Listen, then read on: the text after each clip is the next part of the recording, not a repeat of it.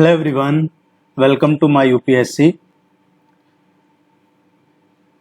UPSSC जो पहले यूपीएचईएससी था, एडवर्टाइजमेंट नंबर 51 के लिए वैकेंसी निकली थी, उसकी अभी हम तैयारी कर रहे हैं। आयोग का कहना है कि वो अगस्त सितंबर में इसका एग्जाम करवाएगा।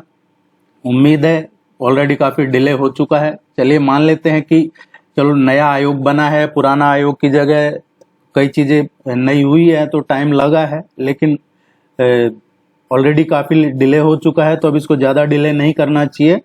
और जो जैसा कि आयोग ने न्यूज़ वगैरह में आ रहा है, न्यूज़पेपर वगैरह में, कि अगस्त सितंबर में इसका एग्जाम करवाया जाएगा, तो उम्मीद है। और अगर इसके फॉर्म रीओपन भी होते हैं, जिसके चांसेस हैं रीओपन होने के, तो हो सकता है फिर ये सितंबर अक्टूबर तक चला जाए। पर अब ये नेक्स्ट 2-3 मंथ में एग्जाम से रिलेटेड चीज़ें प्रोसेस में आने की पूरी संभावना है। आप अपनी तैयारी शुरू कर दीजिए। अब अभी तक प्रिपरेशन शुरू नहीं किया है तो देखिए, इसमें प्रैक्टिस टेस्ट चल रहे हैं, टेस्ट सीरीज अवेलेबल है। टेस्ट सीरीज के लिए आप वेबसाइट पे जाके टेस्ट सीरीज ज्वाइन कर सकते हैं, या फिर इस नंबर पे कांटेक्ट करके भी टेस्ट सीरीज ज्वाइन कर सकते हैं। वीडियो के नीचे डिस्क्रिप्शन में लिंक मिल जाएगा, वहां से भी टेस्ट सीरीज ज्वाइन कर सकते हैं, या कमेंट सेक्शन में मिल जाएगा। अभी तक इसमें हम जो मॉडर्न हिस्ट्री है वही कर रहे हैं। इसके बाद polity, geography, economy, art, culture, ICT, research, ये सारा एक एक करके हम कंप्लीट करेंगे। इसमें प्रैक्टिस टेस्ट भी अराउंड 14-15 के अराउंड प्रैक्टिस टेस्ट हो चुके हैं। अगर टॉपिक्स की बात करें तो 1857 का रिवोल्ट हम कर चुके हैं, गवर्नर जनरल एंड वायसराय कर चुके हैं, और इंडियन नेशनल मूवमेंट्स का पार्ट फर्स्ट का कंप्लीट कर चुके हैं। अभी हम पार्ट इसका सेकंड डिस्कस करेंगे यहाँ पे। और अगर आपने नहीं देखे हैं तो चैनल पे प्लेलिस्ट बना हुआ है यूपीईएसएससी के नाम से, उसमें सारे वीडियोज अवेलेबल है, आप देख लीजिएगा। टेस्ट सीरीज में आपको complete notes including current affairs और पूरे सिलेबस के नोट्स मिलते हैं, और प्रैक्टिस टेस्ट आपको मिलते रहते हैं इसमें रेगुलर। टारगेट मिनिमम 50 का रहता है कि कम से कम 50 टेस्ट तो इसमें करवाएंगे। पिछली बार इसमें 69 टेस्ट करवाए थे, उससे पहले जो एग्जाम करवाया था उसमें 84 टेस्ट करवाए थे। वो डिपेंड करता है, जैसे 50 टेस्ट हो गए, अभी एग्जाम में 1-2 महीना बाकी है तो इसको फिर कंटिन्यू ही करते रहते हैं, ऐसा है। जो इसका पहला पार्ट है इंडियन नेशनल मूवमेंट्स का, वो हमने कर लिया है। आप वीडियो जरूर देख लीजिएगा। एक बार रफली उसको थोड़ा सा बता देता हूं मैं क्या क्या कर चुके हैं हम इसमें। इंडियन नेशनल मूवमेंट में हमने इंडियन नेशनल कांग्रेस के बारे में पढ़ा है, जो पहले 1884 में इंडियन नेशनल यूनियन फॉर्म हुआ था एओयू ने। बाद में इसको कॉल किया कॉन्फ्रेंस के लिए पुणे में दिसंबर 1885 में, और फिर पुणे की जगह वेन्यू जो था उसको शिफ्ट कर दिया बॉम्बे में। वहां पे 72 डेलीगेट्स ने पार्टिसिपेट किया था, गोकुलदास तेजपाल संस्कृत कॉलेज बॉम्बे में। और जो अध्यक्ष थे वहां पे WC बनर्जी थे अध्यक्ष। 1885 में दिसंबर में जो अधिवेशन हुआ कांग्रेस का, या स्थापना हुई, शुरुआत, लॉर्ड डफरिन है उस टाइम पे वायसराय थे इंडिया के। और पहला जो डिकेड था, 2 डिकेड इसके वो मॉडरेट और इन्हीं के बीच में चलता रहा था, एक्सट्रीमिस्ट मॉडरेट, और इनकी डिमांड मॉडरेट रूप से ही चल रही थी। फिर हम पढ़ चुके हैं इसके बारे में कि क्या क्या ओपिनियन थी इंडियन नेशनल कांग्रेस के बारे में, लॉर्ड डफरिन का क्या कहना था, लॉर्ड कर्जन का क्या कहना था, अरविंदो घोष का क्या कहना था, बाल गंगाधर तिलक का क्या कहना था, WC बनर्जी पहले अध्यक्ष थे, एनी बेसेंट पहली महिला अध्यक्ष थी, बदरुद्दीन तैयब जी पहले मुस्लिम अध्यक्ष थे, जॉर्ज यूले पहले इंग्लिश अध्यक्ष थे। गांधी जी कब अध्यक्ष बने कांग्रेस के? 1924 में बेलगाम सेशन हुआ, उसमें गांधी जी अध्यक्ष बने थे। एक्सट्रीमिस्ट फेज था जो 1905 से 1917 तक का था, वो कर चुके हैं हम इसमें। उसके बाद जो प्रोमिनेंट लीडर्स थे एक्सट्रीमिस्ट, वो उनका कर चुके हैं हम। बाल गंगाधर तिलक, उनकी 2 बुक्स थी, केसरी जो मराठी में आती थी, मराठा इंग्लिश में आती थी। गणपति फेस्टिवल शुरू किया बाल गंगाधर तिलक ने 1893 में। शिवाजी फेस्टिवल शुरू किया 1895 में। फिर वो बर्मा के मांडले जेल में चले गए सेडिशन के आर्टिकल लिखने के वजह से। होम रूल लीग की स्थापना की थी 1916 में अप्रैल में। उन्होंने गीता रहस्य भी लिखा था, स्वराज मेरा जन्मसिद्ध अधिकार है, वो भी हम कर चुके हैं बाल गंगाधर तिलक का। उसके बाद लाला लाजपत राय का किया था हमने, कि वो उन्होंने एक नेशनल स्कूल की स्थापना की थी लाहौर में। उसके बाद में वो साइमन कमीशन का विरोध कर रहे थे, और उस टाइम लाठीचार्ज में उनकी मृत्यु हुई लाला लाजपत राय की। उनको लॉयन ऑफ पंजाब कहा जाता है। इसके अलावा सर अरविंदो घोष का किया था हमने, जो एक वो बंगाली डेली चलाते थे जुगांतर, और उसी में वो जो सेडिशन आर्टिकल माने गए अंग्रेजों ने कि उसी के चक्कर में उनको ट्रायल चलाया गया उन पे कलकत्ता में, बॉम्बे कॉन्स्पायरेसी केस में भी नाम आया उनका, अरविंदो घोष का। बाद में उन्होंने रिटायरमेंट ले लिया पॉलिटिक्स से और पौंडीचेरी चले गए, योगा को उन्होंने अपना लाइफ बना लिया। इसके अलावा हमने पार्टीशन ऑफ बंगाल पढ़ा था, 1905 से बंगाल का विभाजन हुआ था। फिर उसके बाद 1905 से 1908 तक बॉयकॉट एंड स्वदेशी मूवमेंट चले हैं। इसमें किन किन लीडर्स ने कहाँ कहाँ पार्टिसिपेट किया था, जैसे तिलक ने है जो बॉम्बे और पूना में स्पेशली स्वदेशी मूवमेंट चलाया था। अजीत सिंह और लाला लाजपत राय ने स्प्रेड किया था स्वदेशी मैसेज। पंजाब और अदर पार्ट्स जो नदर्न इंडिया के थे वहाँ पे सैयद हैदर रजा थे, उन्होंने दिल्ली में चलाया था। चिदम्बरम पिल्लई थे, उन्होंने मद्रास प्रेसिडेंसी में स्वदेशी मूवमेंट चलाया था। इसके अलावा फॉर्मेशन ऑफ मुस्लिम लीग कर चुके हैं हम। मुस्लिम लीग की स्थापना वो 1906 में हुई थी, लीडरशिप आगा खान के नेतृत्व में ढाका में। और इसके और भी लीडर थे, नवाब सलीमुल्लाह थे, नवाब मोहसिन उल मुल्क थे, वकार उल मुल्क है जो इसके मुस्लिम लीग के पहले अध्यक्ष थे, पहले प्रेसिडेंट थे। मुस्लिम लीग ने जो बंगाल का विभाजन हुआ था, पार्टीशन, उसका सपोर्ट किया था। मुस्लिम लीग ने स्वदेशी मूवमेंट का विरोध किया था। और इन्होंने जो सेपरेट इलेक्टोरेट है उसकी डिमांड मांग की गई थी। 1906 का जो इंडियन नेशनल कांग्रेस का अधिवेशन हुआ था कलकत्ता में दिसंबर 1906 में, उसमें स्वराज की मांग रखी गई थी। वो अधिवेशन का लीडरशिप किसने किया था? दादा भाई नारोजी ने किया था। और उसमें कहा था कि स्वराज ही एक हमारा सिर्फ गोल होना चाहिए इंडियन पीपुल्स का। उसके बाद कांग्रेस का जो 1907 का अधिवेशन हुआ था उसमें स्प्लिट हो गया था, कांग्रेस का दो भागों में बट गई थी, सूरत स्प्लिट कहा जाता है उसको। और उसके बाद में हमने पढ़ा था इंडियन काउंसिल एक्ट 1909 का, जिसको मॉरलेमेंट और रिफॉर्म भी कहा जाता है। इसमें सेपरेट इलेक्टोरेट इंट्रोड्यूस किए गए थे मुस्लिम्स के लिए। लॉर्ड मिंटो है, उनको कम्युनल इलेक्टोरेट का जनक कहा जाता है, फादर ऑफ कम्युनल इलेक्टोरेट, ये पढ़ लिया था हमने। इंडियन काउंसिल एक्ट 1909 में ही ये एनलमेंट कर दिया गया था, पार्टीशन जो किया गया था उसको वापस ले लिया गया था। उसके बाद हमने पढ़ा गदर पार्टी। गदर पार्टी का है जो सैन फ्रांसिस्को में हेडक्वार्टर था। ये एक्चुअली एक वीकली न्यूज़पेपर चलाते थे, द गदर, उसी के आसपास था इनका सारा कार्यक्रम। और उस वीकली जो न्यूज़पेपर था द गदर, उसमें ये कैप्शन आता था, अंग्रेजी राज का दुश्मन। इसकी स्थापना की थी लाला हरदयाल तारकनाथ दास सोहन सिंह बाखना, इन्होंने इसकी स्थापना की थी। एक ये सब हम अभी तक पढ़ चुके हैं। इसके अलावा हमने कोमाटागारू जो कोमाटा मारू शिप था, वो इंसिडेंट ही पढ़ चुके हैं कि कैसे कनाडा के वैंकूवर से वो जहाज को वापस भेज दिया गया था। उसमें ब्रिटिशर्स ने भी कहा कि इसमें कुछ लोग हैं जो पॉलिटिकली वो थे या कोई वो डेंजर लोग थे, इसलिए वापस भेज दिया। उसके बाद उन पे फायरिंग हुई, 19 लोग मर गए। उनको जो कलकत्ता का डॉकयार्ड था वहां वो शिप वापस लाया गया। होम रूल आंदोलन पढ़ा हमने, जिसमें एक तिलक का होम रूल आंदोलन था, एक एनी बेसेंट का होम रूल आंदोलन था। तिलक ने अप्रैल 1916 में पूना में शुरू किया गया था। मोस्टली कर्नाटका, सेंट्रल प्रोविंस या बेरार यहाँ चलाते थे वो। और एनी बिसेंट का पढ़ा जो सुब्रमण्यम अय्यर के साथ एडीआर में चलाते थे, उन्होंने सितंबर 1916 में शुरू किया था। एनी बिसेंट ने न्यूज़पेपर न्यू इंडिया, कॉमनवेल्थ और यंग इंडिया, ये 3 न्यूज़पेपर याद रखिएगा, न्यू इंडिया, कॉमनवेल्थ और यंग इंडिया, ये तीनों न्यूज़पेपर एनी बिसेंट के थे। पहली जो टर्म है कॉमनवेल्थ, ये एनी बिसेंट ने शुरू की थी यहाँ पे। इसके बाद हमने लखनऊ पैक्ट पढ़ा। लखनऊ पैक्ट क्या था? कांग्रेस और मुस्लिम लीग के बीच में समझौता हुआ, वो पढ़ लिया। उसके बाद में पढ़ा हमने गांधीयन एरा। गांधीयन एरा में भी हमने साउथ अफ्रीका में गांधी जी का पढ़ा। और इंडिया रिटर्न हुए 9 जनवरी 1915 को, इसीलिए 9 जनवरी को प्रवासी भारतीय दिवस मनाया जाता है। यहाँ तक हमने पढ़ लिया था। 1916 में उन्होंने कांग्रेस का जो लखनऊ में अधिवेशन हुआ था उसमें पार्टिसिपेट किया था। 1917 में गांधी जी चंपारण कैंपेन चलाया था। 1918 में उन्होंने अहमदाबाद मिल स्ट्राइक हुआ था, उसमें पार्टिसिपेट किया था, उन लोगों को सपोर्ट किया था। मार्च 1918 में जो खेड़ा गुजरात है वहां पे उन्होंने सत्याग्रह किया था, जिसको पहला नॉन कॉपरेशन मूवमेंट कहा जाता है गांधी जी का। यहाँ तक हम पढ़ चुके हैं। अब इससे आगे का हम पढ़ेंगे। उम्मीद है आपको ये यूजफुल लगेगा, नहीं लगे तो इसको दोबारा जरूर पढ़िएगा, रिवीजन करोगे तो ज्यादा इजीली समझ में आएगा। अब हम उससे आगे का पढ़ लेते हैं।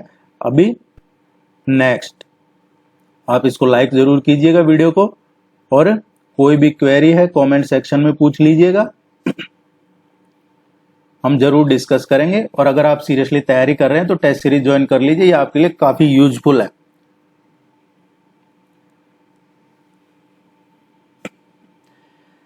हमने पढ़ा गांधी जी के जो 3 आंदोलनों में पार्टिसिपेट किया। उसके बाद अब देखिए 1919 में क्या आया था, रॉलेट एक्ट आ गया था। रॉलेट एक्ट है, उसके लिए भी गांधी जी ने सत्याग्रह किया। रॉलेट एक्ट के विरोध में 6 अप्रैल 1919 को इन्होंने शुरुआत की थी इसका विरोध करने की। और इसी के विरोध के में ही जो पंजाब में जलियांवाला बाग की घटना हुई थी, रॉलेट एक्ट का विरोध कर रहे थे और वहां पे जलियांवाला बाग हुआ था 13 अप्रैल को, 13 अप्रैल 1919 को।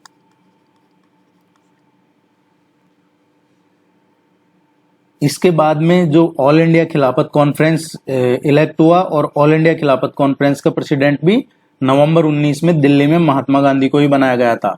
अब महात्मा गांधी लीड कर रहे थे नॉन कोऑपरेशन और खिलाफत मूवमेंट दोनों को। और इसी के बीच में जो नॉन कोऑपरेशन मूवमेंट चल रहा था और खिलाफत मूवमेंट चल रहा था, इसी के बीच में चौरा चौरी में एक इंसिडेंट होता है 5 फरवरी 1922 को, और Gandhi ji non cooperation movement को वापस ले लेते हैं। फिर 1924 में बेलगांव में कर्नाटका में इंडियन नेशनल कांग्रेस का सेशन हुआ। उसमें पहली बार और आखिरी बार 1924 का जो कांग्रेस का अधिवेशन हुआ था, ये बेलगांव में हुआ था कर्नाटका में। यहाँ पे पहली और आखिरी बार गांधी जी इसके कांग्रेस के अध्यक्ष बने थे। 1930 में इन्होंने सिविल डिसोबीडियंस मूवमेंट लॉन्च किया था। फिर उसके बाद 1941 में इन्होंने इंडिविजुअल सत्याग्रह लॉन्च किया था। 1942 में भारत छोड़ो आंदोलन क्विट इंडिया मूवमेंट लॉन्च किया था।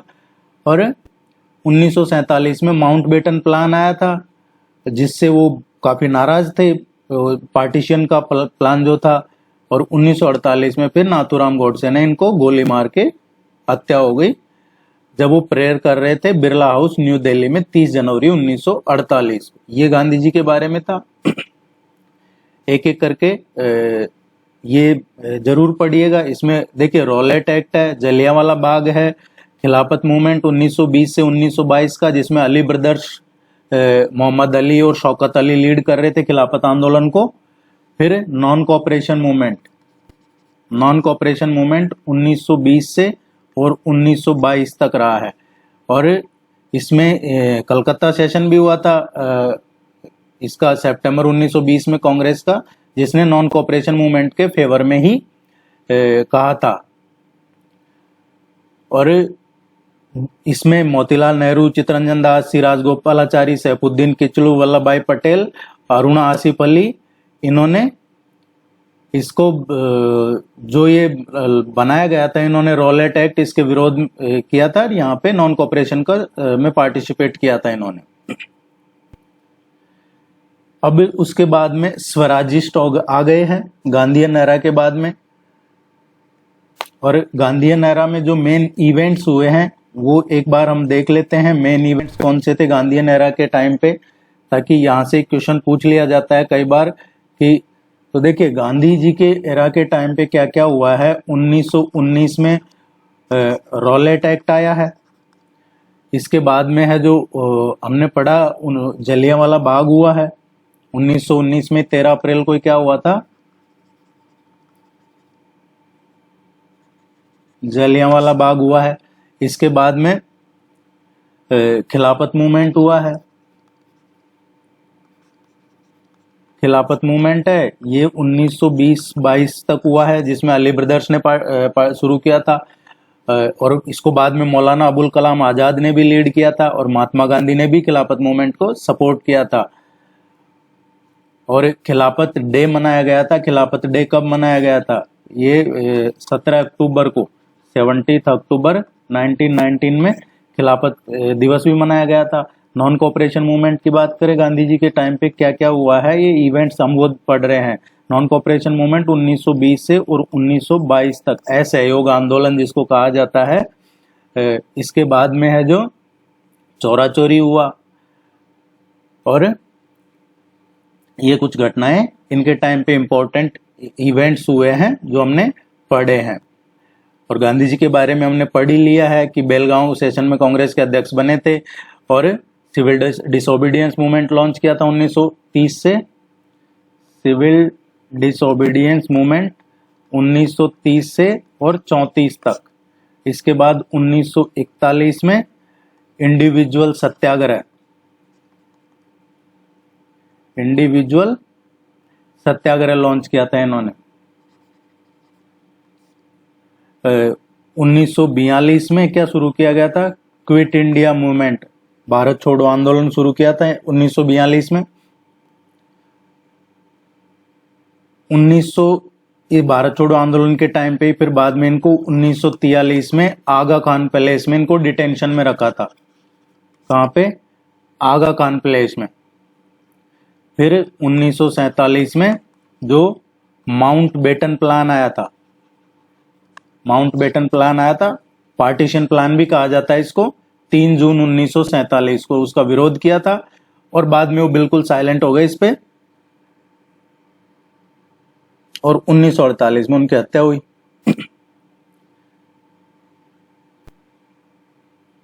अब नॉन कोऑपरेशन मूवमेंट के स्प्रेड की बात करें तो नॉन कोऑपरेशन मूवमेंट है, ये स्ट्रॉन्ग बेस हो गया था एक तरीके से।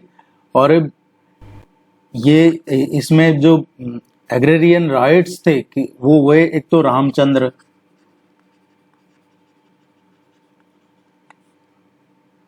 और एक का मूवमेंट,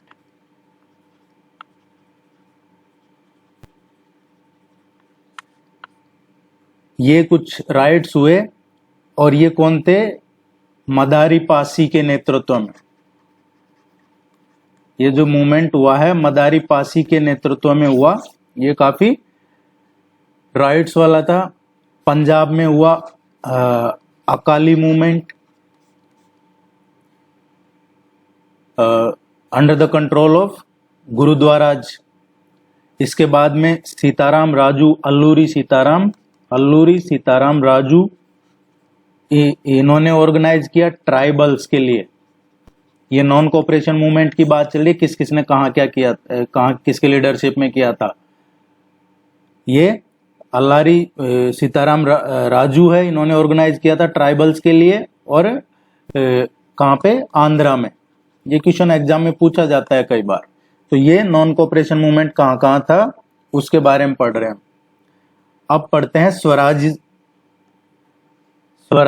तो डिफरेंस हो गया था, देखिए डिफरेंस किसको लेके हो गया था? नॉन कोऑपरेशन मूवमेंट, जो असहयोग आंदोलन था उसको लेके डिफरेंस हो गया था। कांग्रेस के लीडर थे उनमें ही डिफरेंस हो गया था और उसके नॉन कोऑपरेशन मूवमेंट को विड्रॉ कर लिया गया। तो उसके बाद से फिर इनमें आपस में मतभेद होने लगे। कुछ लोग ये कह रहे थे कि जो असहयोग आंदोलन है इसको वापस नहीं लेना चाहिए था क्योंकि पूरे देश से समर्थन मिल रहा था। कुछ लोग इसके फेवर में थे। तो बाद में चित्तरंजन दास एंड मोतीलाल नेहरू, इन्होंने एक पार्टी बनाई और वो थी स्वराज पार्टी। ये क्वेश्चन पिछली बार पूछा गया था एग्जाम में कि स्वराज पार्टी के सचिव कौन थे। तो मोतीलाल नेहरू स्वराज पार्टी के सेक्रेटरी थे और चित्तरंजन दास स्वराज पार्टी के अध्यक्ष थे। ये नो चेंजर और प्रो चेंजर वाला चल रहा था इस टाइम पे।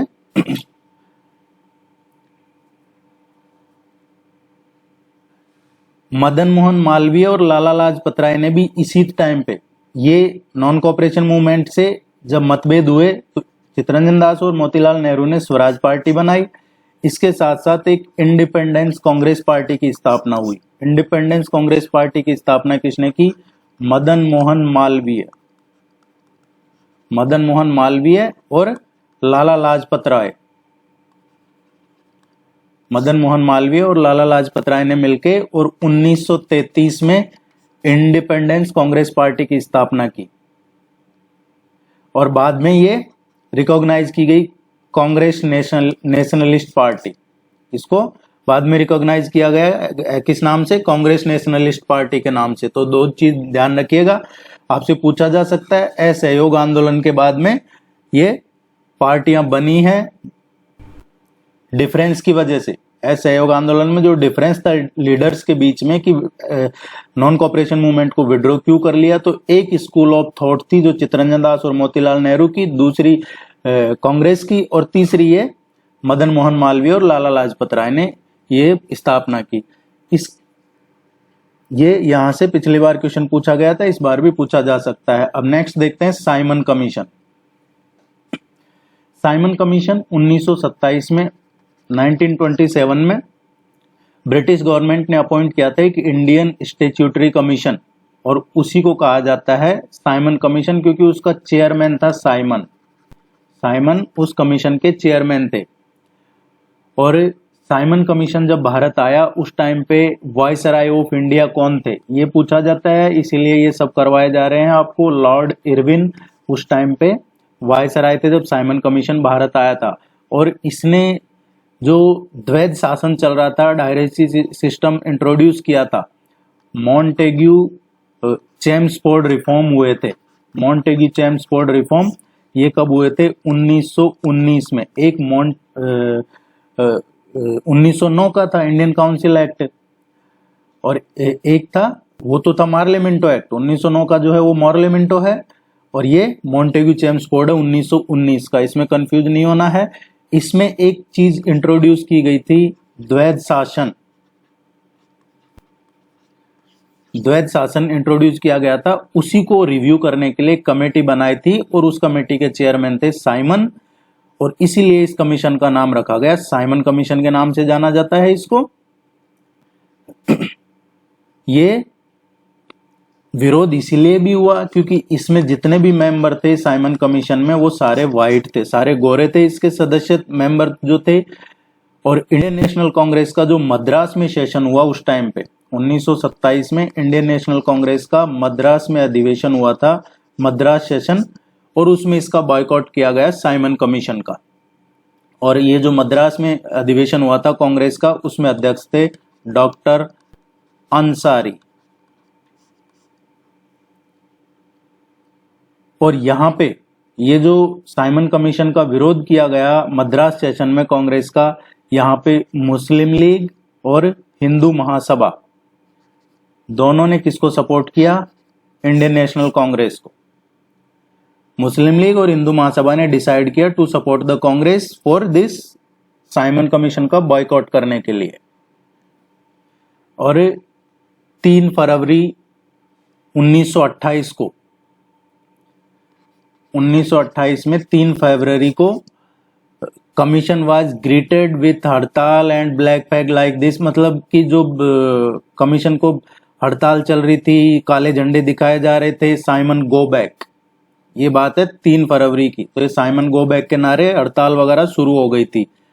और इसी दिन 3 फरवरी से शुरू हुआ है, और उसके बाद में ये काफी लंबा चला आगे तक। और लाला लाजपत राय भी इसी का विरोध कर रहे थे, साइमन कमीशन का ही, और वहां उनको लाठीचार्ज किया गया। और अक्टूबर 30, 1929 को लाठीचार्ज में उनकी मृत्यु हुई, लाला लाजपत राय की। ये साइमन कमीशन के बारे में था।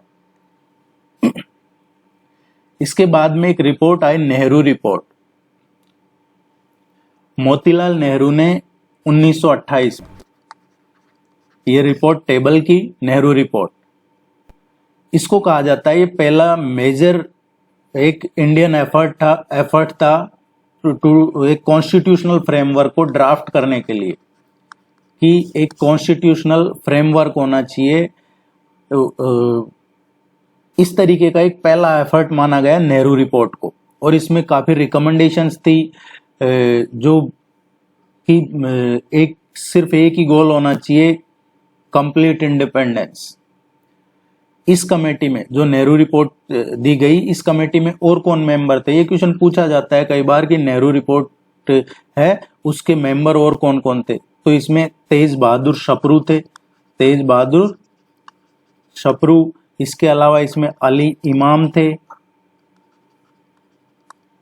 एमएस थे, एमएस एनी या मंगल सिंह थे, सोहेल कुरैशी थे। इसके अलावा सुभाष चंद्र बोस भी थे इसमें। ये जो कमेटी बनाई गई थी नेहरू कमेटी, जिसने नेहरू रिपोर्ट ये कमेटी ने सबमिट की थी। इसके बाद में जिन्ना आया, और जिन्ना ने 14 पॉइंट लेके आया। वो जिन्ना के जो 14 सूत्री कार्यक्रम कहा जाता है, ये 9 मार्च को लेके आया, 9 मार्च 1929 को, 9 मार्च 1929 को जिन्ना के 14 सूत्री कार्यक्रम आया। और इसको लीड किया किसने? मुस्लिम लीग ने। क्यों? क्योंकि मुस्लिम लीग ने नेहरू रिपोर्ट को, जो नेहरू रिपोर्ट आई थी उसको मुस्लिम लीग ने खारिज कर दिया था। और जिन्ना मुस्लिम लीग का लीडर बन चुका था, जिन्ना मुस्लिम लीग का लीडर बन चुका था, और उसने जो नेहरू रिपोर्ट आई, ये अभी ऊपर पढ़ा हमने, उसको रिजेक्ट कर दिया और ये नया कार्यक्रम लेके आया, 14 सूत्री कार्यक्रम।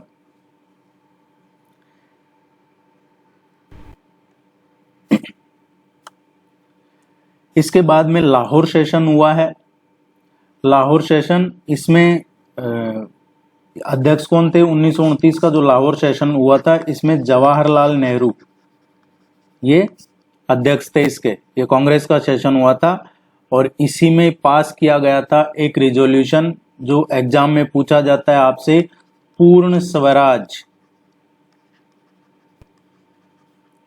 पूर्ण स्वराज, कंप्लीट इंडिपेंडेंस, ये अल्टीमेट गोल। ये शुरुआत तो इसकी कहाँ हो गई थी? जो नेहरू रिपोर्ट सबमिट की गई थी। लेकिन जब कांग्रेस का अधिवेशन हुआ लाहौर में, अध्यक्ष थे जवाहरलाल नेहरू, और इसमें रिजोल्यूशन पास कर दिया गया। और इसमें जो सेशन हुआ, इसमें कहा गया है कि जितने भी मेंबर हैं लेजिस्लेचर में, वो सब अपना अपना इस्तीफा दे दें। और यहीं पे जो ट्राई कलर है, उसको पहली बार ट्राई कलर को होस्ट किया गया था। ये 31 दिसंबर 1929 को एडॉप्ट किया गया था ट्राई कलर को, और उसको जिसको पहली बार होस्ट किया गया 26 जनवरी 1930 को। तो आपसे पूछा जाए एग्जाम में कि ट्राई कलर को पहली बार एडॉप्ट कब किया गया था, तो 31 दिसंबर 1929 को the newly adopted try colour. और उसको फिर होस्ट कब किया गया, पहली बार फहराया गया तिरंगा जब 26 जनवरी 1930 को। ये फिक्स किया गया था पहला independence day, first independence day मनाएंगे हम 26 जनवरी 1930 को। ये इसी अधिवेशन में डिसाइड किया गया था, फिक्स कर दी थी कि हम 30 जनवरी 1930 को पहला इंडिपेंडेंस डे मनाएंगे। और यहीं से, इसी सेशन में, लाहौर सेशन में ही अनाउंस किया गया था सिविल डिसोबीडियंस मूवमेंट, सविनय अवज्ञा आंदोलन, under the leadership of Mohandas Karamchand Gandhi. और कांग्रेस ने यहाँ पे जो लाहौर सेशन हुआ था, इसमें डिसाइड किया था कि वो क्या करेंगे, बॉयकॉट करेंगे। किस चीज का बॉयकॉट करेंगे? जो फर्स्ट राउंड टेबल कॉन्फ्रेंस का न्योता दिया गया था, पहला गोलमेज सम्मेलन, उसका बॉयकॉट करेंगे। वो भी इसी सेशन में डिसाइड हुआ था, लाहौर का जो अधिवेशन है उसमें। उम्मीद है यहां से आपको ये चीज क्लियर हुई होगी।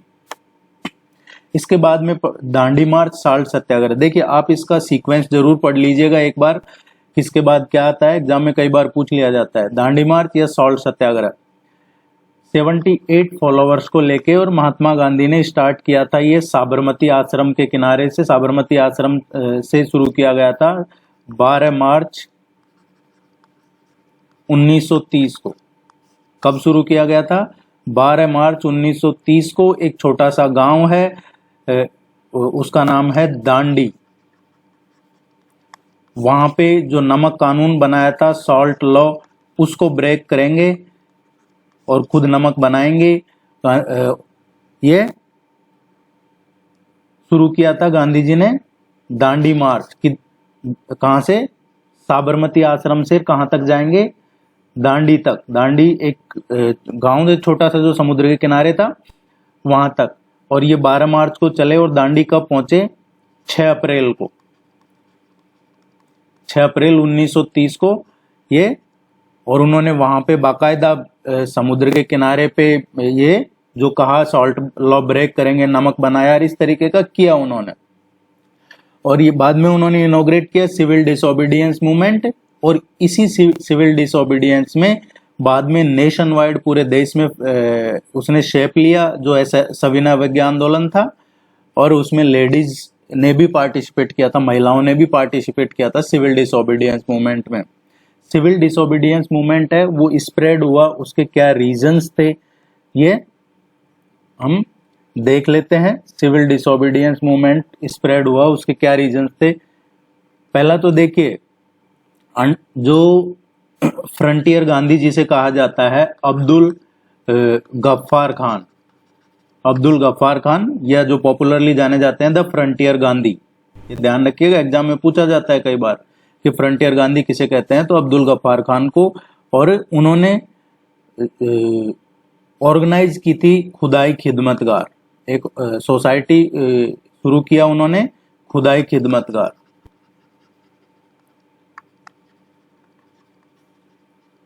खुदाई खिदमतगार ये शुरू किया था। इसको कहा जाता है, खुदाई खिदमतगार को, सर्वेंट्स ऑफ गॉड, और जिसको पॉपुलरली जाना जाता है रेड शर्ट के नाम से, रेड शर्ट्स। तो ये यहां से ध्यान रखना आपको, अब्दुल गफ्फार खान, फ्रंटियर गांधी, खुदाई खिदमतगार, सर्वेंट्स ऑफ गॉड और रेड शर्ट, ये ध्यान रखना आपको। नॉर्थ ईस्ट इंडिया, मणिपुर में इसने जो सिविल डिसोबीडियंस मूवमेंट था वो वहां पे भी शुरू हुआ, नागालैंड में शुरू हुआ। और किसने शुरू किया, जो एक प्रतिमा थोड़े टाइम पहले प्राइम मिनिस्टर ने उसका इनॉग्रेशन किया था, या उसकी काफी चर्चा भी रही है। वो कई बार जब नॉर्थ ईस्ट जाते हैं तो वो अपने बयानों में इसका जिक्र करते हैं। रानी गाइडिनल्यू, ये इन्होंने यहाँ पे एक ब्रेव हीरोइन कहा जाता है कि एक भूमिका निभाई नागालैंड में सिविल डिसोबीडियंस मूवमेंट के टाइम पे। सूर्या सेन का पूछ लिया जाता है। तो ये क्यों फैला पूरे देश में सविनय अवज्ञा आंदोलन, वो पढ़ रहे हैं हम। चिटगांव में, जो चिटगांव है वहां पे आर्मरी रेड हुई सूर्या सेन के द्वारा। कब हुई? 1930 में। ये सब इसीलिए स्प्रेड हुआ था। इसके बाद में जो मद्रास है, मद्रास का पढ़े हैं हम अगर सिविल डिसोबीडियंस मूवमेंट का, तो मद्रास में क्या था? राजगोपालाचारी ने लीड किया था यहाँ पे। और उन्होंने, इसके अलावा केरला का है, तो केरला में किसने लीड किया था? केलप्पन ने सिविल डिसोबीडियंस मूवमेंट को स्प्रेड करने में केरला में भूमिका निभाई थी। और आप सोच रहे होंगे ये सभी लोग हैं, लेकिन इंडियन नेशनल कांग्रेस कहाँ है? सिविल डिसोबीडियंस में आगा खान ने भूमिका निभाई। आगा खान ने ये बनाया फ्रंटियर गांधी, जिन्होंने कहते हैं खुदाई खिदमतगार बनाया। रानी गाइडिनल्यू ने नागालैंड में, चिटगांव में सूर्या सेन है। इसके अलावा है जो सरोजिनी नायडू ने पार्टिसिपेट किया, मद्रास में राजगोपालाचारी, केरला में केलप्पन। लेकिन इंडियन नेशनल कांग्रेस कहाँ है? Indian national Congress was declared illegal. अंग्रेजों ने इंडियन नेशनल कांग्रेस को इलीगल डिक्लेयर कर दिया था यहाँ पे, इसलिए इंडियन नेशनल कांग्रेस यहां नहीं था।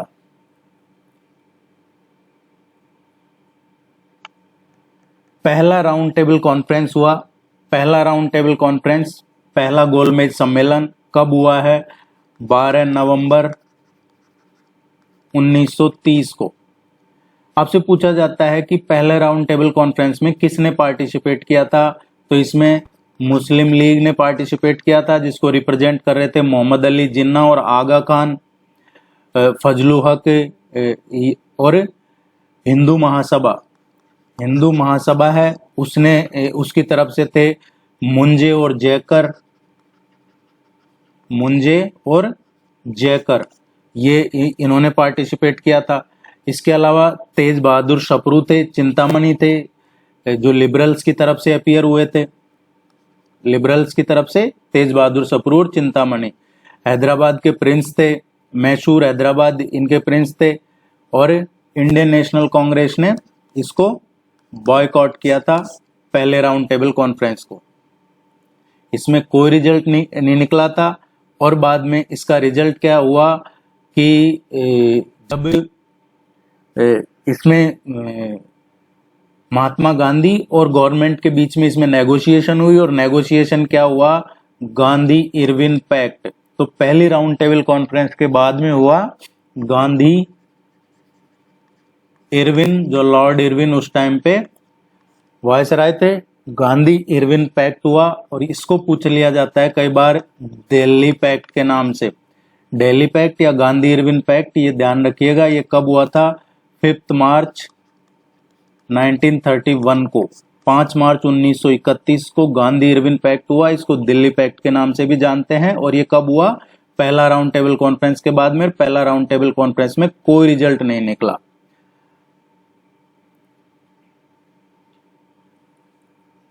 इसके बाद में कई मीटिंग्स हुई इरविन और गांधी जी के बीच में, और 6 मीटिंग हुई लॉर्ड इरविन के बीच में और गांधी। फाइनली ये पैक्ट साइन हुआ और कहा कि सेकंड राउंड टेबल कॉन्फ्रेंस करेंगे। और इसके रिगार्ड के बारे में, जो गांधी इरविन पैक्ट हुआ उसके बारे में जवाहरलाल नेहरू ने कहा, this is the way the world ends, not with A bang but A whimper.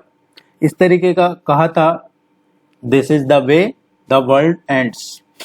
तो इसके बाद में कराची सेशन हुआ है, पहला राउंड टेबल कॉन्फ्रेंस हुआ, इसके बाद कराची का सेशन हुआ है। अब कराची सेशन में क्या किया गया, एंडोर्स किया गया। किसको एंडोर्स किया, गांधी इरविन पैक्ट को एंडोर्स किया गया इसमें। और ये जो कराची सेशन है ये मेमोरेबल इसीलिए भी है क्योंकि पहली बार, फर्स्ट टाइम, एक रिजोल्यूशन पास किया गया। किसके लिए, fundamental rights and national economic programme. इसके लिए जो कराची सेशन हुआ था उसमें पास किया गया। और ये किसके एफर्ट थे, देखिए कराची सेशन हुआ है 1931 में, गांधी इरविन पैक्ट हो चुका था, उसको एंडोर्स किया गया। इसके बाद में इसमें रिजोल्यूशन पास किया गया फंडामेंटल राइट्स के लिए और नेशनल इकोनॉमिक प्रोग्राम के लिए। और ये किसके एफर्ट थे, जवाहरलाल नेहरू एंड सुभाष चंद्र बोस, इनके एफर्ट से ये दोनों चीजें रिजोल्यूशन में पास की गई यहां पे। और इसके बाद में आया सेकंड राउंड टेबल कॉन्फ्रेंस, दूसरा गोलमेज सम्मेलन जिसे कहा जाता है। सेकंड राउंड टेबल कॉन्फ्रेंस के लिए सितंबर 1931 में गांधी जी चले गए थे इंग्लैंड। ये इंग्लैंड में हुआ था। और इसको किसने लीड किया था, जो प्राइम मिनिस्टर थे ब्रिटेन के प्राइम मिनिस्टर थे, उन्होंने सेकंड राउंड टेबल कॉन्फ्रेंस को लीड किया था। और वो कौन थे, रामसे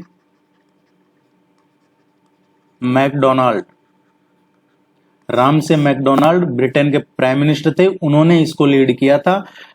सितंबर 1931 में गांधी जी वहां गए थे ब्रिटेन इसमें पार्टिसिपेट करने के लिए। ब्रिटिश गवर्नमेंट ने रिफ्यूज कर दिया था basic nationalist demand for freedom on the basis of immediate grant of dominion status with control defence, external affair and finance. तो यहाँ पे भी क्या हुआ कि ब्रिटिशर्स ने साफ मना कर दिया, कंप्लीट जो डिमांड कर रहे थे हम पूरी तरह से आजादी की, ब्रिटिशर्स ने मना कर दिया यहाँ पे। और इसके बाद में इसको जो कांग्रेस है उसने ऑफिशियली सस्पेंड कर दिया ये मूवमेंट। 1933 में विड्रॉ कर लिया 1934 में। और महात्मा गांधी ने इसके बाद में एक्टिव पॉलिटिक्स से, महात्मा गांधी ने कहा कि वो एक्टिव पॉलिटिक्स से अब रिजाइन कर रहे हैं। और उसकी वजह क्या थी? क्योंकि इस चीज से काफी नाराज थे गांधी जी, जो एक कम्युनल अवार्ड की घोषणा की गई ब्रिटेन के प्राइम मिनिस्टर ने अगस्त 1932 में। ये कम्युनल अवार्ड या मैकडोनाल्ड अवार्ड कहा जाता है। 16 अगस्त 1932 को British prime minister Ramsay McDonald ने कम्युनल रिप्रेजेंटेशन की घोषणा कर दी। कहा कि जो रिप्रेजेंटेशन है मुस्लिम, सिख और यूरोपियंस के अभी रिप्रेजेंटेशन होगा इसमें, और यहीं से कम्युनल रिप्रेजेंटेशन शुरू हुआ। ऑप्रेस्ड क्लासेज आल्सो, और महात्मा गांधी इसके खिलाफ कहाँ चले गए? पास्ट पे।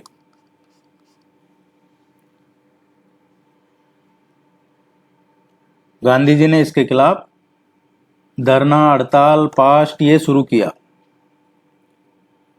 फिर एक पैक्ट हुआ इसके बाद में, पूना पैक्ट। कम्युनल अवार्ड के बाद से ही जुड़ा हुआ है ये, क्योंकि मैकडोनाल्ड ने अनाउंस किया था प्रपोजल ऑन माइनॉरिटी रिप्रेजेंटेशन, और जिसको कहा जाता है कम्युनल अवार्ड 1932। और इसमें जैसा हमने पढ़ा मुस्लिम, सिख या फिर क्रिश्चियन, एंग्लो और बैकवर्ड इसमें कंसीडर किए गए थे। और गांधी जी ने फिर उसके बाद में जैसा हमने पढ़ा पास्ट किया, अनटू डेथ का ऐलान कर दिया उन्होंने, यवर्दा जेल में डाल दिया गया सेपरेट इलेक्टोरेट्स वगैरह को लेकर। उसी को लेकर ये पूना पैक्ट हुआ था। किस किस के बीच में हुआ था? महात्मा गांधी और डॉक्टर अंबेडकर के बीच में। महात्मा गांधी और डॉक्टर BR अंबेडकर के बीच में ये पूना पैक्ट हुआ था। कब हुआ है ये? 25 सितंबर 1932।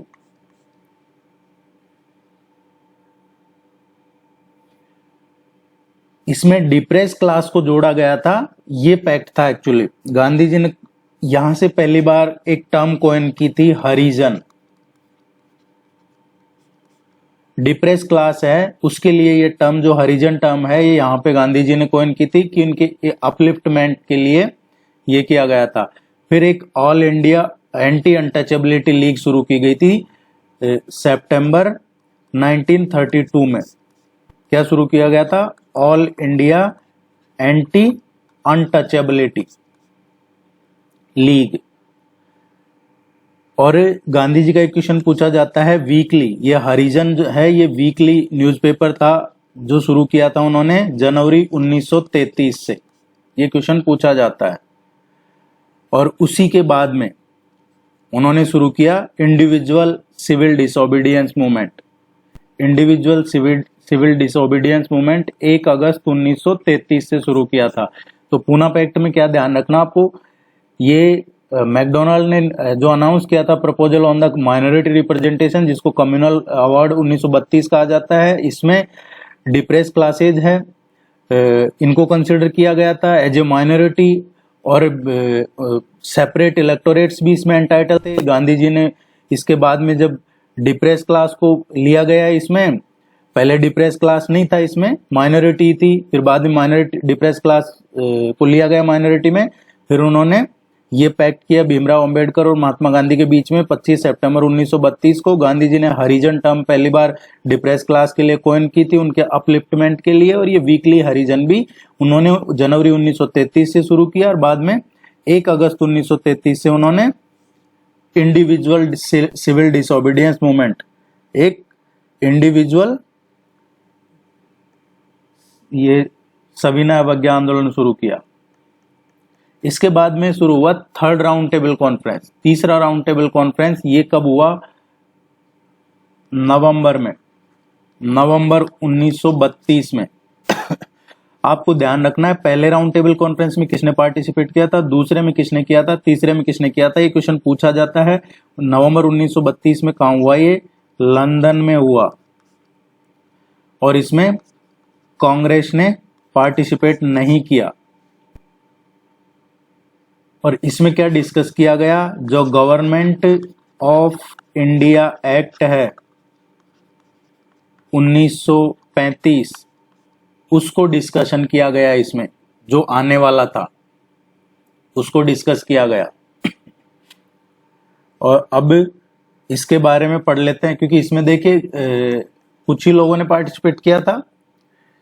गवर्नमेंट ऑफ इंडिया एक्ट 1935 अभी भी हमारे कॉन्स्टिट्यूशन में बहुत सारी चीजें इस एक्ट की हैं। यहाँ पे एक्चुअली क्या है, साइमन कमीशन जो आया था उसने अपनी रिपोर्ट सबमिट कर दी थी। जो साइमन कमीशन ने रिपोर्ट सबमिट की थी उसी के बेस पे फिर ये आगे गवर्नमेंट ऑफ इंडिया एक्ट 1935 आया। और इसमें क्या किया गया, पहली चीज प्रोविंशियल ऑटोनॉमी, प्रोविंशियल ऑटोनॉमी इसमें इंट्रोड्यूस की गई। दूसरा, जो द्वैध शासन को लेकर साइमन कमीशन आया था और उसकी रिपोर्ट सबमिट कर दी थी, तो अबोलिश कर दिया गया था उसको, द्वैध शासन को खत्म कर दिया गया था।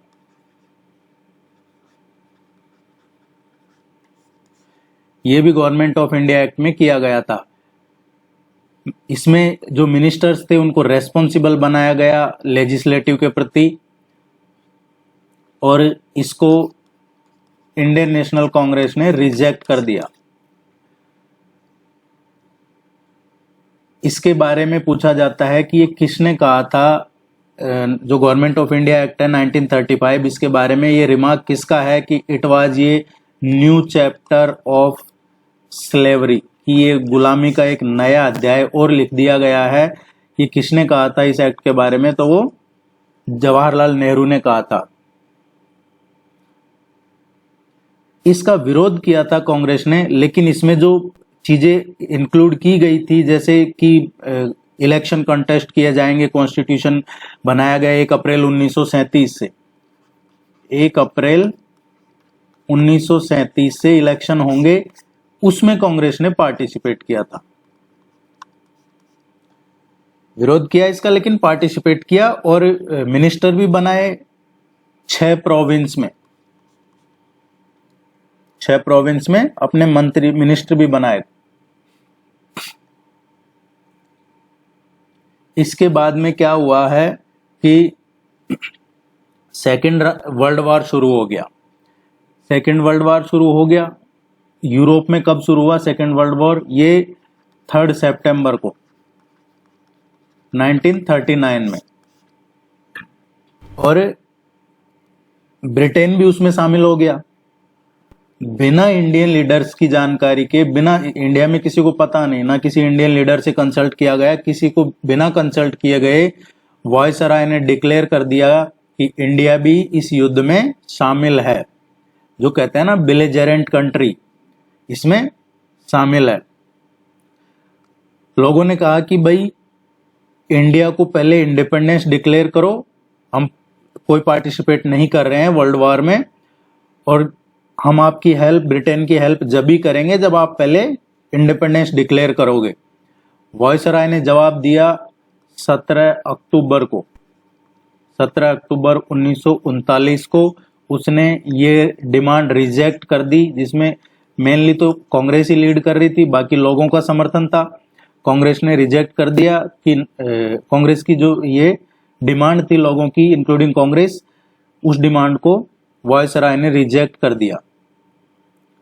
इसको कंडेम किया गया लोगों की तरफ से, और बाद में कंडेम करने का ही ये रिजल्ट था कि जो मिनिस्टर बनाए गए थे, जो ऊपर पढ़ा हमने 1935 का एक्ट के तहत इलेक्शन हुए अप्रैल 37 में, और कांग्रेस के 6 प्रोविंस मिनिस्टर बने थे, उन्होंने रिजाइन कर दिया था जब वायसराय ने डिमांड इम्प्रैक्टिकेबल बताई थी कि ये प्रैक्टिसेबल नहीं है, इम्प्रैक्टिसेबल है, उसके बाद रिजाइन कर दिया था।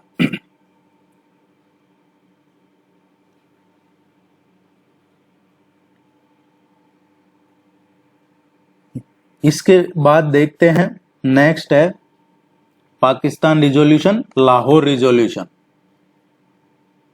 1930 में, 1930 में इकबाल ने सजेस्ट किया था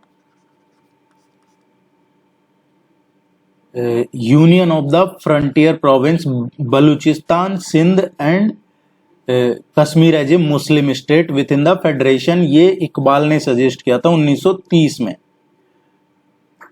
पहली बार एक टर्म कॉइन की गई थी पाकिस्तान।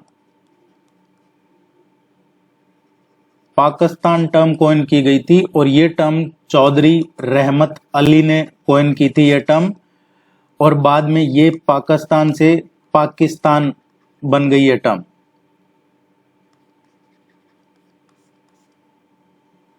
कब? 1935 में। लाहौर सेशन हुआ जो मुस्लिम लीग ने हेल्ड किया, ये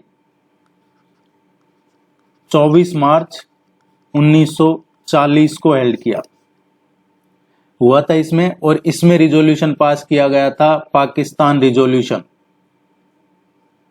और जो फेडरल स्कीम है जिसकी चर्चा चल रही थी, फेडरल को रिजेक्ट कर दिया गया और यहां पे ये इन्होंने पास करवाया पाकिस्तान रिजोल्यूशन।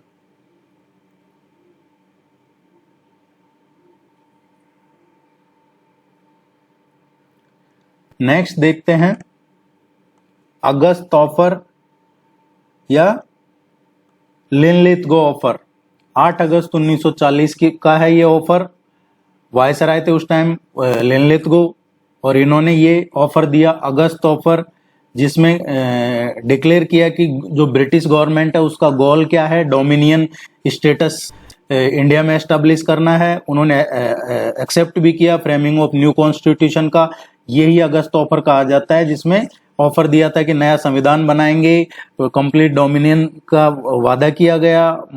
और इसमें मौलाना अबुल कलाम आजाद जो उस टाइम कांग्रेस के प्रेसिडेंट थे, उन्होंने इसको रिजेक्ट कर दिया अगस्त ऑफर को। मुस्लिम लीग ने इसको वेलकम किया। इसमें यही था जो पीछे लाहौर सेशन में पास हुआ था कि एक अलग से पाकिस्तान हो, एक अलग से संविधान हो, हम इस तरीके का था इसमें, और इंडिया को डोमिनियन स्टेटस मिलेगा। ये इसको इंडियन नेशनल कांग्रेस ने रिजेक्ट कर दिया, मुस्लिम लीग ने इसका स्वागत किया था। लेकिन इसमें कंडीशन क्या थी? इसमें कंडीशन थी कि कोऑपरेट कीजिए। कहां पे कोऑपरेट कीजिए? जो सेकेंड वर्ल्ड वॉर चल रहा है उसमें पहले आप कोऑपरेट कीजिए, फिर हम आपको ये आजादी देंगे। और इसको यहां पे रिजेक्ट कर दिया गया कि नहीं, पहले आजादी फिर कोऑपरेट करेंगे। इंडिविजुअल सिविल डिसोबीडियंस, इंडिविजुअल सत्याग्रह, ये क्वेश्चन भी पूछ लिया जाता है कई बार कि इंडिविजुअल अलग अलग सत्याग्रह, तो पहला सत्याग्रही कौन था जिसने इंडिविजुअल सत्याग्रह शुरू किया था? वो थे विनोबा भावे। विनोबा भावे, उन्होंने पहला सत्याग्रह शुरू किया गया था, और बाद में इसमें पटेल, नेहरू और ये सब इसमें जुड़ते गए, उन्होंने भी शुरू किया गया। ये ध्यान रखिएगा, विनोबा भावे का क्वेश्चन एग्जाम में पूछ लिया जाता है कई बार। नेक्स्ट देखते हैं, वो है क्रिप्स मिशन का।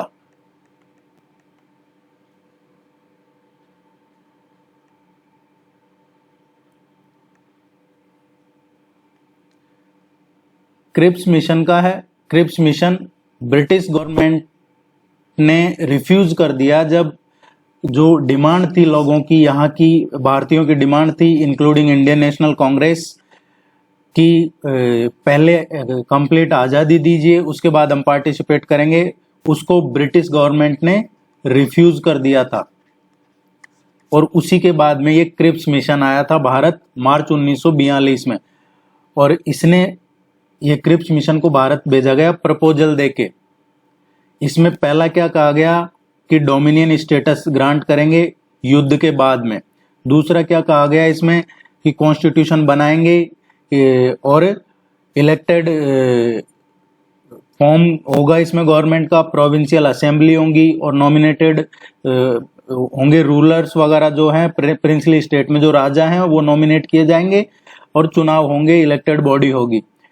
और इसके बाद में ब्रिटिश अपना कंट्रोल है जो नहीं रखेगा। इसमें कुछ एक दो कंडीशन रख दी गई, और ज्यादातर यही कंडीशन थी कि पहले पार्ट आप इसमें साथ दीजिए, फिर हम ये आजादी दे देंगे, न्यू कॉन्स्टिट्यूशन बनाएंगे, नेगोशिएशन चल रहा था, इसमें गांधी जी ने इस क्रिप्स मिशन के बारे में पूछा जाता है कि किसने कहा है post dated cheque in a crashing bank, ये गांधी जी ने कहा था इसके बारे में, और क्रिप्स मिशन फेल्ड हो गया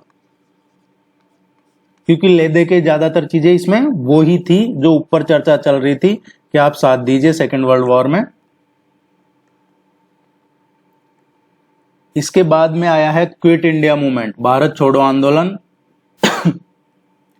8 अगस्त 1942 को यहां शुरू किया गया था, ए रिजोल्यूशन पास किया गया क्विट इंडिया का, और स्टार्ट किए गए non violent mass struggle Gandhi ji के नेतृत्व में। इसको कई बार पूछ लिया जाता है Wardha proposal, quit India movement के बारे में कई बार एग्जाम में पूछा जाता है वर्धा प्रपोजल, या फिर इसके बारे में पूछ लिया जाता है कौन सा लीडरलेस था, लीडरलेस रिवोल्ट, ये भी कहा जाता है इसको। और इसी में ही वो स्लोगन आया था डू और डाई। इसमें जो रिप्रेसिव पॉलिसी थी गवर्नमेंट की, उनका विरोध किया गया, लोगों को गिरफ्तार करना शुरू कर दिया। क्विट इंडिया मूवमेंट शुरू किया तो ब्रिटिशर्स ने लीडर्स को अरेस्ट करना शुरू किया। नेहरू को अल्मोड़ा जेल, मौलाना आजाद को बांकुरा में, महात्मा गांधी को आगा खां पैलेस पूना में ये इन्होंने जेल में डाल दिया था। इसके अलावा इन्होंने जो रिवॉल्यूशनरी एक्टिविटी शुरू कर दी थी, जयप्रकाश नारायण, रामानंद मिश्रा, इन्होंने जब इन लीडर्स को जेल में डालना शुरू किया तो इन्होंने रिवॉल्यूशनरी एक्टिविटी शुरू की और ये एस्केप कर गए हजारीबाग जेल से, और ऑर्गेनाइज किया उन्होंने अंडरग्राउंड मूवमेंट शुरू किए। किसने? जयप्रकाश नारायण और रामनंदन मिश्रा, ये हजारीबाग जेल से भाग निकले और इन्होंने अंडरग्राउंड मूवमेंट शुरू कर दिए थे। अरुणा आसिफ अली, ये भी अंडरग्राउंड एक्टिविस्ट थी। ऊषा मेहता का क्वेश्चन पूछा जाता है, एक जो रेडियो से जागरूक करती थे लोगों को, कहां से? रेडियो के थ्रू।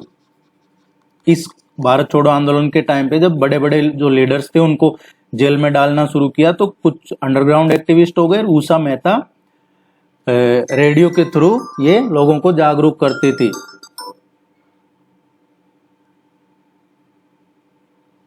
और बिहार का पूछा जाता है तो राजा राम मनोहर लोहिया, जो राम मनोहर लोहिया थे बिहार से, वो वहां से एक्टिविटी शुरू कर रहे थे।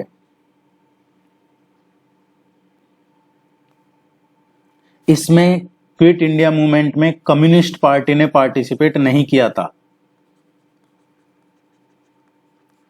कम्युनिस्ट पार्टी ने पार्टिसिपेट नहीं किया गया था इसमें।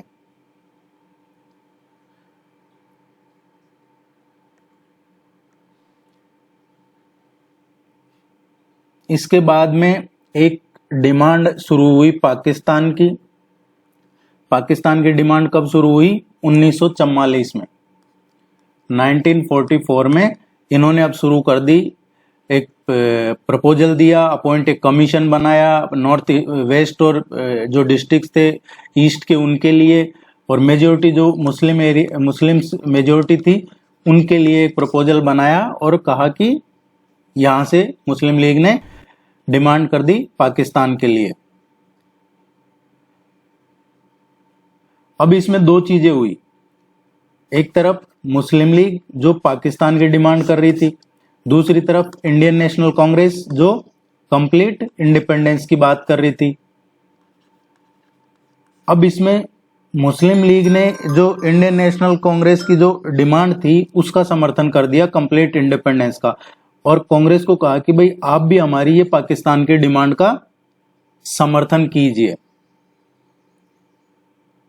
इसमें ये कहा गया।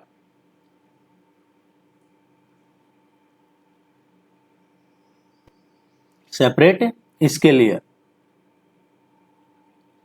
लेकिन इसमें 1930 में ये डिमांड फॉर पाकिस्तान तो देखिए 1930 से ही शुरू की गई थी, जब ये पहली बार टर्म कॉइन की गई थी। पाकिस्तान रिजोल्यूशन पास हुआ, जो लाहौर सेशन पढ़ा हमने उसमें, और कराची सेशन मुस्लिम लीग का, जिसमें स्लोगन पूछा जाता है एग्जाम में आपसे। 1900 कराची सेशन हुआ था आपका 1943 में, 1943 में। उसमें इन्होंने, मुस्लिम लीग ने पास किया था रिजोल्यूशन, डिवाइड एंड क्विट। पहले बंटवारा, उसके बाद में भारत छोड़ के जाना है अंग्रेजों को, जबकि यहाँ लोग कह रहे थे क्विट इंडिया, और ये मुस्लिम लीग का नारा था डिवाइड एंड क्विट, पहले बंटवारा फिर जाइए। और इसी के बाद में जब डिमांड फॉर पाकिस्तान आई, उसके बाद में गांधी जी फिर धरने पे, पास्ट पे चले गए 10 फरवरी से, और 7 मार्च 1943 तक 21 दिन का जेल में पास्ट किया गांधी जी ने, और इसको कंडेम किया। ये जो डिवाइड एंड क्विट वाला है, इसको कंडेम किया। और इसी के बाद में एक और पूछ लिया आता है, जिसको कहते हैं हम CR फॉर्मूला। CR फॉर्मूला कई बार इसको पूछा जाता है एग्जाम में, राजा जी फॉर्मूला के नाम से, या CR फॉर्मूला।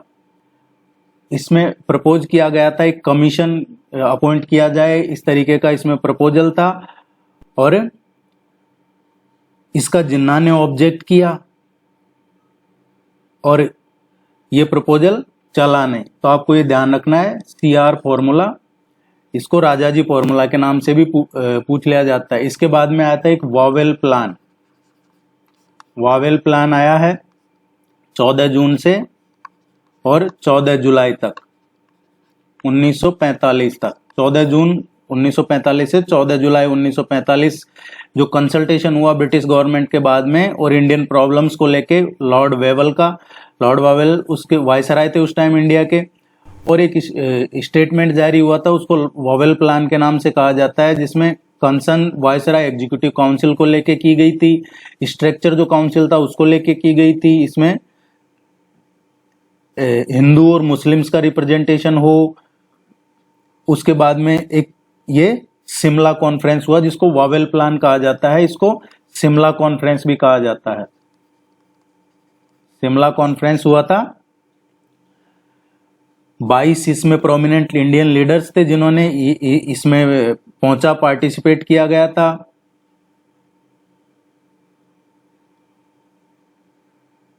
और इसमें जिन्ना चाहते थे कि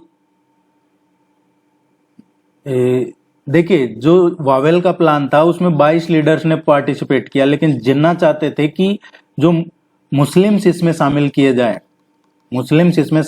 जाएं, वो सिर्फ जो जिन्ना कहेंगे वो ही मुस्लिम होने चाहिए। जिन्ना चाहता था कि जिन्ना के कहने पे, जिन्ना जिनका नाम दे वो ही मुस्लिम इसमें पार्टिसिपेट करें, बाकी जो अंग्रेजों ने जिनको बुलाया वो नहीं करें एग्जीक्यूटिव काउंसिल में पार्टिसिपेट, या फिर इस प्लान में जो शामिल हुए। इंडियन नेशनल आर्मी बनाई है, ये इंडियन नेशनल आर्मी है। ये आइडिया था इंडियन नेशनल आर्मी का, पहला कंसीव हुआ था मोहन सिंह का, जो एक ब्रिटिश इंडियन आर्मी में इंडियन ऑफिसर थे, मोहन सिंह, उनका आइडिया था ये। और 1942 में जो कॉन्फ्रेंस ऑफ इंडिया हेल्ड हुआ था टोक्यो में, इंडियन इंडिपेंडेंस लीग की स्थापना की गई थी वहां पे। बैंकॉक में कॉन्फ्रेंस हुआ था, जिसमें रास बिहारी बोस अध्यक्ष चुने गए थे इसके। और सुभाष चंद्र बोस जब बर्लिन से 1941 में एस्केप कर गए, उन्होंने इंडियन लीग सेटअप किया था 1941 में। और 1943 में जब वो सिंगापुर पहुंचे, जब उन्होंने कांग्रेस को छोड़ दिया था और महात्मा गांधी के साथ उनके डिफरेंस हो गए थे, तब सुभाष चंद्र बोस ने बनाया था फॉरवर्ड ब्लॉक। फॉरवर्ड ब्लॉक की स्थापना सुभाष चंद्र बोस ने 1939 में की थी। और इंडियन लीग की स्थापना सुभाष चंद्र बोस ने 1941 में की थी, जब वो बर्लिन से बचकर निकले थे। जब सिंगापुर में उनको रास बिहारी बोस ने भी असिस्ट किया था, प्रोविजनल गवर्नमेंट भी बना ली थी सुभाष चंद्र बोस ने वहां पे सिंगापुर में, रंगून में हेडक्वार्टर था उसका, और सिंगापुर से वो प्रोविजनल इंडियन गवर्नमेंट भी चला रहे थे। और ये जो INA है, इन्होंने अंग्रेजों से अंडमान एंड निकोबार ये भी ले लिया था, इस पे कब्जा ले लिया था अंग्रेजों से आईएनए, जो इंडियन नेशनल आर्मी है उसने, जिसको सुभाष चंद्र बोस लीड कर रहे थे। और किसके हेल्प से लिया था? जापान की हेल्प से, जो जापानीज हैं उनकी हेल्प से ले लिया था। और इसका नाम शहीद और स्वराज रखा था। शहीद और स्वराज, ये नाम दिए गए थे इनको अंडमान निकोबार को। और सुभाष चंद्र बोस ने यहीं से नारा दिया था, दिल्ली चलो। बाद में अभी रिसेंटली इनको यही नाम है जो बाद में चेंज हुए, अंग्रेजों ने उस टाइम पे पूरा हुआ नहीं आजादी, तो अभी रिसेंटली 2018 में ये जो आइलैंड है इनके रीनेम प्राइम मिनिस्टर मोदी ने किए थे, स्वराज, शहीद।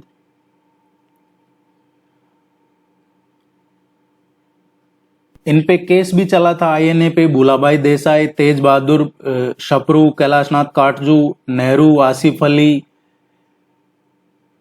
इन्होंने डिफेंस किया था इनको। जो पीके सहगल थे, शाहनवाज थे, गुरुबख्श डिलन थे, इनको जेल में डाल दिया था रेड फोर्ट में। आईएनए के जो कमांडर थे पीके सहगल, शाहनवाज और गुरुबख्श डिलन, इन पे जो मुकदमा चलाया गया, रेड फोर्ट में डाला गया इनको। और बाद में इनका मुकदमा लड़ा भूलाभाई देसाई ने, तेज बहादुर शपरू ने, और वॉवेल ने यूज किया वीटो पावर और उनको फ्री कर दिया गया था। देश में 12 नवंबर 1945 को आईएनए दिवस भी मनाया गया था। उसी को लेके आईएनए दिवस मनाया गया था पूरे देश में। रॉयल इंडियन नेवी की बात करें तो रॉयल इंडियन नेवी 18 फरवरी 1946 में ये रेटिंग शुरू हुई थी। इसमें जो नेवी के जो रेटिंग्स थे उसको लेकर एक म्यूचुअल अंडरस्टैंडिंग बनी थी, जॉइंटली रेटिंग को लेके, कि वो सरेंडर किया गया, फिर रेटिंग बनी। इसमें वल्लभ भाई पटेल और जिन्ना, ये कराची में इनको किया गया था ये रेटिंग्स का। इसके बाद में देखिए कैबिनेट मिशन आया है। कैबिनेट मिशन कब आया है? मार्च और जून 1946 में। ब्रिटिश प्राइम मिनिस्टर थे, कैबिनेट मिशन आया जब लॉर्ड एटली ब्रिटिश प्राइम मिनिस्टर थे, और उन्होंने डिक्लेयर किया कि ब्रिटिश कैबिनेट है जो इंडिया का विजिट करेगी 15 मार्च 1946 को। 15 मार्च 1946 को ब्रिटिश कैबिनेट इंडिया का दौरा करेगी, ये घोषणा की British prime minister Lord Attlee ने। कैबिनेट मिशन जिसमें Lord Pethick Lawrence, Stafford Cripps और एवी अलेक्जेंडर, इन्होंने इंडिया विजिट भी किया। अलग अलग पॉलिटिकल पार्टीज से, यहाँ के लीडर्स से ये मिले, और इन्होंने कहा कि मिशन ये एस्टेब्लिश करेगा constituent assembly, frame the constitution और एक इंतरिम गवर्नमेंट भी। और मुस्लिम लीग ने इस प्लान को एक्सेप्ट कर लिया था। और तो आपसे पूछा जाता है कैबिनेट मिशन में कौन कौन से मेंबर थे, तो आपको ध्यान रखना है Lord Pethick Lawrence, Stafford Cripps और एवी अलेक्जेंडर, ये इसके मेंबर थे जो विजिट करने आए थे। और इसी के बाद में मुस्लिम लीग ने इसको एक्सेप्ट कर लिया, और इसी के बाद में एक डायरेक्ट एक्शन कैंपेन चलाया गया। मुस्लिम लीग ने लॉन्च किया डायरेक्ट एक्शन कैंपेन 16 अगस्त 1946 को मुस्लिम लीग ने लॉन्च किया डायरेक्ट एक्शन कैंपेन, और पूरे देश में दंगों की शुरुआत हो गई थी। इसके बारे में एग्जाम में नहीं पूछा जाता ज्यादा, बस ये डेट ध्यान रख लीजिएगा, बाकी इसको पढ़ेंगे तो इसमें बहुत सारे लोगों की जान गई है। जिन्ना का यही इरादा था, उसने इसमें हजारों लोग मरे थे डायरेक्ट एक्शन डे में। इंतरिम गवर्नमेंट बनाई गई, इसको हेड किया जवाहरलाल नेहरू ने। कॉन्स्टिट्यूएंट असेंबली की शुरुआत हुई, और इसका सेशन कब शुरू हुआ कॉन्स्टिट्यूएंट असेंबली का? 9 दिसंबर 1946 से। डॉक्टर राजेंद्र प्रसाद है वो अध्यक्ष चुने गए इसके कॉन्स्टिट्यूएंट असेंबली के। लेकिन और जो मुस्लिम लीग थी उसने अटेंड नहीं किया। लियाकत अली खान जो मुस्लिम लीग के थे उनको फाइनेंस मिनिस्टर भी बनाया था, लेकिन उसने अटेंड नहीं किया। बाद में आया एटली स्टेटमेंट 20 फरवरी 1947 को। डेडलाइन दे दी गई, पावर ट्रांसफर की डेडलाइन क्या दी गई, 30 जून 1948 को डेडलाइन दे दी गई कि हम पावर ट्रांसफर करेंगे। माउंटबेटन को रिप्लेस कर दिया गया वावेल से। पहले वावेल थे, वावेल की जगह माउंटबेटन को वायसराय बना दिया गया। पार्टीशन कंट्री का इम्प्लिसिट था, कॉन्स्टिट्यूएंट असेंबली फुली रिप्रेजेंट नहीं थी, तो पावर जो भी ट्रांसफर होगा more than one central government को, ये एटली का स्टेटमेंट था। और यहीं से पता लगने लग गया था कि ये विभाजन होगा। फिर बाद में आया माउंटबेटन का प्लान आया। तो देखिए एटली का स्टेटमेंट, ये डेट ध्यान रख लीजिएगा आप, इतना ही इंपॉर्टेंट है। फिर जो माउंटबेटन प्लान है ये 3 जून प्लान भी कहा जाता है इसको, 3 जून प्लान या Mountbatten plan in case of partition. इसने गोलमोल कहा है इन केस, अगर, जबकि ये पहले से डिसाइड कर चुके थे, लेकिन in case of partition 2 dominion and 2 constituent assembly would be created. ये 3 जून 1947 को कहा गया। The plan declared that power would be handed over by, इसमें पहली बार कहा गया कि 15 अगस्त 1947 तक पावर हैंडेड ओवर कर दी जाएगी। Legislative assembly of Punjab and Bengal, Punjab और बंगाल की जो लेजिस्लेटिव असेंबली है ये पार्टीशन ऑफ दो प्रोविंस के फेवर में थी। इसीलिए एक तो ईस्ट पंजाब, ईस्ट बंगाल जो आजकल बांग्लादेश है, और दूसरा जो वेस्ट पंजाब है जो आजकल ये लाहौर वाला एरिया जो है, या फिर देखिए पाकिस्तान कुछ नहीं है, पाकिस्तान मतलब पंजाब ही है, ज्यादातर पंजाब ही है। बाकी अदरवाइज तो आप वहां के बलूचिस्तान, सिंध, इनको देखोगे तो वो दोयम दर्जे की जिंदगी दे रखी है उनको। बाकी सारा है जो ये लाहौर इस्लामाबाद क्या है, यही पाकिस्तान है, यहीं के लोग मैटर करते हैं, बाकी लोग पाकिस्तान में ज्यादा मैटर नहीं करते। इसलिए कहीं भी कभी ना कभी हमेशा कोई ना कोई मूवमेंट चलता रहता है वहां पे। रेफरेंडम कराया गया सिलहट में, और उसका रिजल्ट ये निकला ईस्ट बंगाल में आ गया। वो north west frontier province decide किया पाकिस्तान के साथ जाने का। प्रिंसली स्टेट है, उन्होंने भी 2 डोमिनियन ओपिनियन रखी गई, और माउंटबेटन फॉर्मूला था to divide India but retain maximum unity. Mountbatten का प्लान का शॉर्ट यही था कि डिवाइड तो करना है लेकिन मैक्सिमम यूनिटी के साथ करना है। इसीलिए देखिए बंगाल का ईस्टर्न पार्ट, पंजाब का वेस्टर्न पार्ट, ये पाकिस्तान में गए, और जो ये मेनली जो उस टाइम नॉर्थ वेस्ट फ्रंटियर में आते थे, सिंध, मुल्तान और ये चले गए, तो यही पाकिस्तान बना। और इसके बाद में आया India independence act. India independence act आया है, ये कब आया था? इंडिया इंडिपेंडेंस एक्ट आया है 18 जुलाई 1947 को। ब्रिटिश पार्लियामेंट ने रेटिफाई किया। माउंटबेटन प्लान जो तैयार हो गया था उसको पार्लियामेंट में रेटिफाई कर दिया गया। इंडिपेंडेंस ऑफ इंडिया एक्ट 1947, और इसमें 2 इंडिपेंडेंट डोमिनियन दिए गए, इंडिया और पाकिस्तान। 15 अगस्त 1947 इंडिया गॉट इंडिपेंडेंस। जिन्ना पहला गवर्नर जनरल बना पाकिस्तान का, और इंडिया ने रिक्वेस्ट किया माउंटबेटन को कि आप governor general of India continue कीजिए, जबकि पावर ट्रांसफर हो गया था, लेकिन फिर भी उसको गवर्नर जनरल बनाए रखा गया। असेंबली और काउंसिल ऑफ स्टेट इनको ऑटोमेटिक डिसॉल्व कर दिया गया। ट्रांजिशनल पीरियड आया, नई कॉन्स्टिट्यूशन बनेगा जो अडॉप्ट किया जाएगा हर डोमिनियन में, और गवर्नमेंट ऑफ इंडिया एक्ट है वही कैरिड आउट कर दिया गया। फिर इसके बाद में ही इंटीग्रेशन ऑफ स्टेट शुरू किया गया 15 अगस्त 1947 को।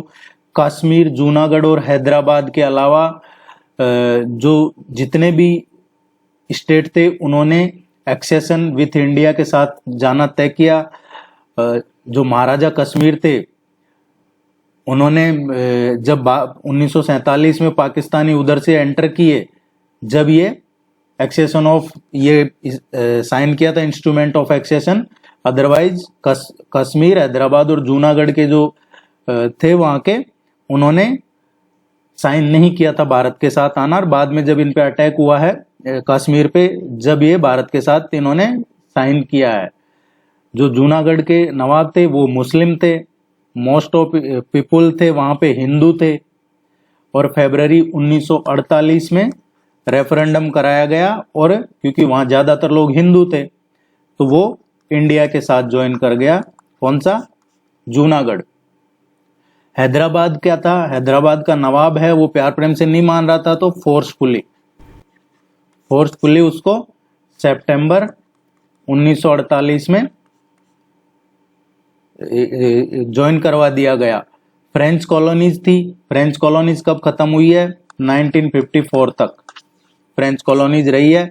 कहाँ पे? पौंडीचेरी या चंद्रनगर, माहे, कराईकल, यमन, यहाँ पे फ्रेंच कॉलोनीज थी जो 1954 में खत्म हुई है। पोर्तुगीज की बात करें, पोर्तुगीज भी 1954 तक रहे हैं। दादर नागर हवेली या दमन दीव, यहाँ पे पुर्तगाली थे, वो भी 1954 तक रहे थे। और पोर्तुगीज कॉलोनीज दीव की बात करें तो दीव में तो 1961 तक रहे हैं, 1961 में गए हैं। ये था आपका मॉडर्न हिस्ट्री जो आपके सिलेबस में है। इसके अलावा देखिए कुछ ग्रोथ ऑफ मॉडर्न एजुकेशन है, कुछ सोशियो रिलीजियस मूवमेंट्स हुए हैं, कुछ पीजेंट मूवमेंट हुए हैं, कुछ कास्ट मूवमेंट हुए हैं, वो करवा दिए जाएंगे। आप इस वीडियो को लाइक कीजिएगा, चैनल को सब्सक्राइब कर लीजिएगा, टेस्ट सीरीज ज्वाइन कर लीजिए, आपकी रेगुलरिटी बनी रहेगी। All the very best, good luck, thank you very much.